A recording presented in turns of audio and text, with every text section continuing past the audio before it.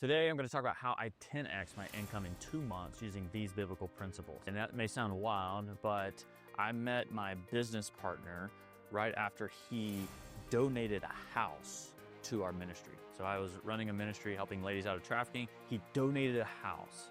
And I immediately saw that and I said, man, that's amazing. What an amazing gift to be able to donate a house. And I'm sure some of you say, man, I'd love to donate a house to a ministry. I'd love to be able to get in a place where I could do that.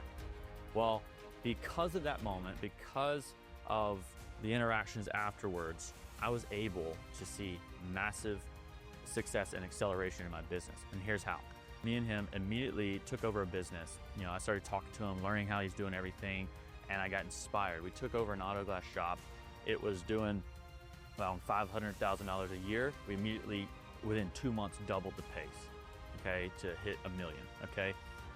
Same thing happened. I was doing well in real estate, doing well in single family rentals, Airbnbs. I got around him, saw he was doing multifamily, large value add apartments, immediately changed vehicles, got in there, same thing happened.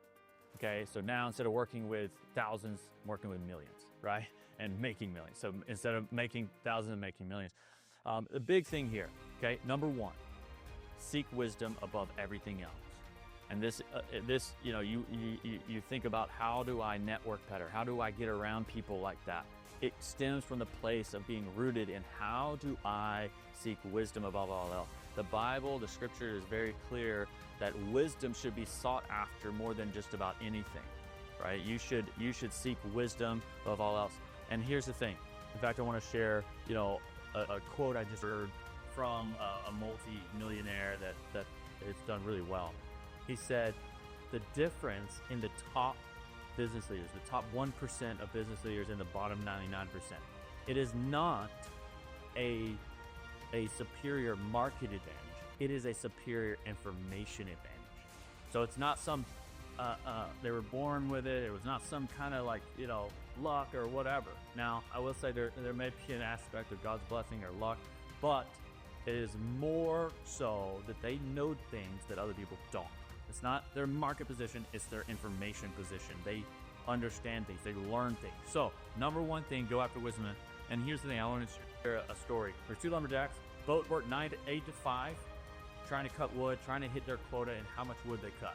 One of them goes off for the day, or goes off for an hour every single day, shows up after an hour, and he actually produces more wood than the other guy who works straight through the day. Okay, one guy works straight through the day, one guy goes off for an hour, shows up, and he actually does well. The other guy that was working all day, this happens day after day, and he's wondering, how is this guy producing more wood? How is he doing that? He's going away for an hour, I'm working longer hours, he's going away, I don't know what he's doing. And then finally he asked the guy, what are you doing with that hour? He says, that's when I go sharpen my axe, right?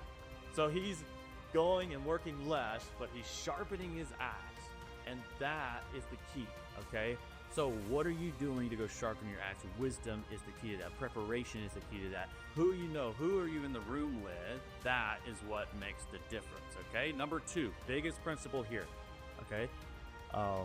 Number two, you must understand that, and we're going to talk about Solomon after this. In the next video, we're going to talk about the richest man who ever lived. They say his net worth would be around $2.2 trillion in today's money.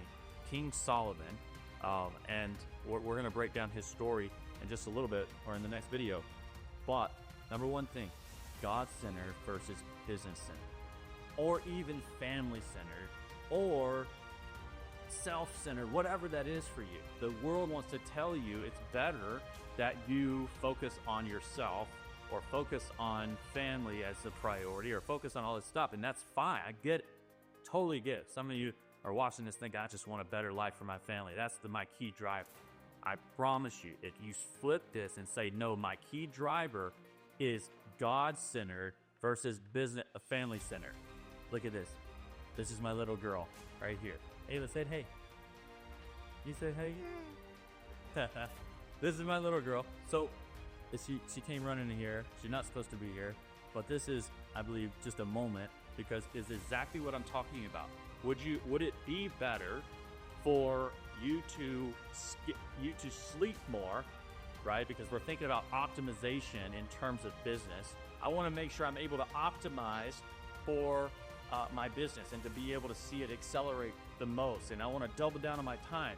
But would it be better to skip your prayer time in the morning to get more sleep, right? And I know you may say, well, obviously not, right? But this is a topic that we so often don't think about or we forget about, right? Would it be better for you to spend more time with family than to spend time in frick, right? If you had to choose one or the other, I promise you it's played out time and time again. Or would it be better to have a business where, or would it be better to close a deal and have a little white lie instead of telling the truth and potentially risk losing that deal, right? So you have to ask yourself this, but I promise you, if there's one thing I can say about my life and the success I've had, it's that you will be more successful if you center your entire life around Jesus, around making sure you're in tune with Him and pray.